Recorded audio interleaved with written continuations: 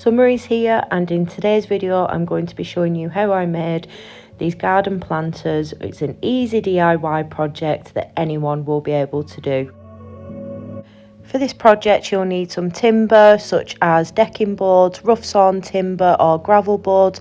You could even use pallets, and I'm going to be backing them with some trellis, but it will be basic tools that you need, so a drill, screwdriver, staple gun if you have one, a tape measure and drill bits and screws, and I will list all of the products used down in the description box along with all of the tools that you will need.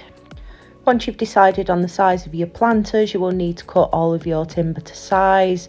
So because I am putting trellis on the back of these, I'm making it the same width as the trellis so that it looks nice and neat. So I'm using a table saw just to cut these, but you could also use a hand saw, or you could also get them cut to size in your local DIY store. So I've decided to go 2 boards deep, so I have got boards for the front, back, both sides, 4 corner posts and also 3 feet. If you want to duplicate this exact planter, I will add all of the measurements into the description box. So starting off, the corner post needs to be attached onto the side panels. So what's really important to do is to pre-drill some pilot holes just so that you don't crack the timber as you are screwing this in. So if you just get a really small wood drill bit, and then I'm using decking screws to fit these into place securely. So once those pieces are all on, they will look like this. And then it's time to attach the front and back panels onto the same corner posts. Again, I'm going to drill some pilot holes to make sure that the timber doesn't crack before I fit everything together.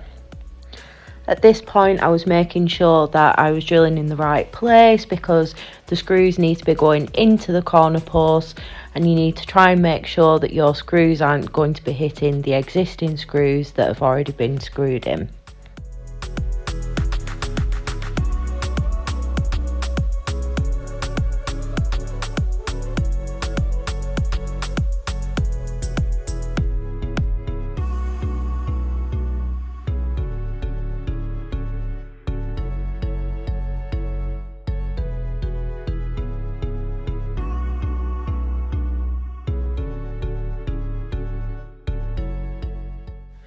So once you have everything fixed together on each of the 4 corners, you will have something that looks like this. Next up, it's time to fix the legs. So as you'll see, I've cut these to the same depth of the planter, and these are going to be fixed on to the bottom of each of the corner posts. So I'm pre-drilling a pilot hole in the correct location so that a screw will go directly into the corner post. And I'm then using a flat wood drill bit so that I can countersink some holes so that the screw can go through deep enough into the feet and then through into the corner post.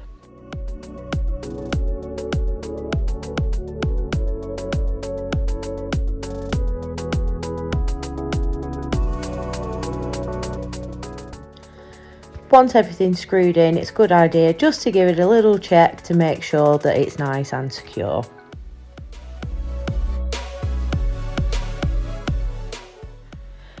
So with the feet now in place, it's time to get the base sorted.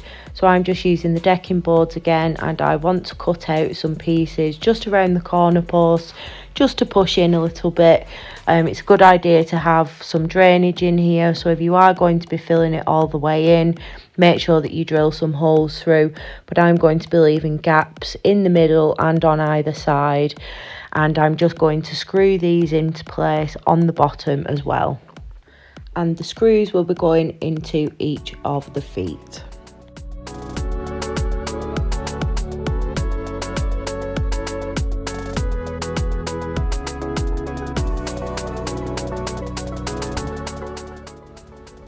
I'm adding a third leg into the middle at this point, and this can be secured into place by screwing through the base.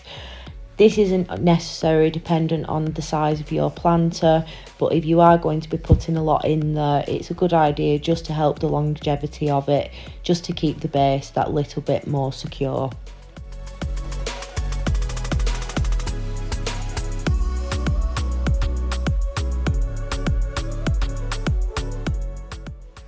It's really important to treat your planter, so using some wood stain, I'm using Cuprinol Dutz Back. It matches everything else that I've got in the garden. And then once it's been treated, I am going to line it with some weed sheet.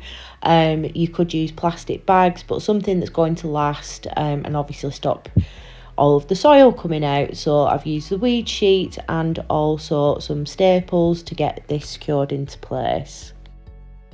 And at this point it's then ready for me to fix the trellis, so I am just screwing this into the back of the planter. Obviously I want it to be secure, but you could also just place this up against some trellis that is secured against something else.